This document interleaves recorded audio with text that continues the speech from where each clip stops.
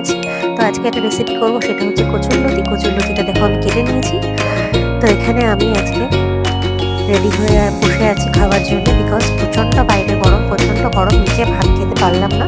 তো উপরে তার জন্য বাধ্য হয়ে আজকে এসিটা চালিয়ে নিলাম। তোমরা আবার ভেবো না যে আমি বড়লোক হয়ে গেছি বলে এসি চালিয়ে বসে আছি, কিন্তু তার একদমই নয়। কিন্তু বাধ্য হয়ে আজকে আমি এসি চালিয়ে বসেছি। তো দেখো খাবারের মেনুতে কি আছে, সেই কচুরলতি যেটা আমি তোমাদেরকে সকালে দেখিয়েছিলাম কেটে। তো সেটা আমি চিংড়ি মাছ দিয়ে বানিয়েছি, আর দিয়েছি রসুন দিয়ে বানিয়েছি কচুরলতি। তো আমি আরেকদিনকে কচুরলতি রেসিপি করে তোমাদেরকে দেখাবো। তোমরা যদি ইন্টারেস্টেড হও তাহলে আমাকে কমেন্টে জানিও কচুরলতি ভিডিও তোমরা দেখবে কিনা। আর এখানে আছে চিকেন।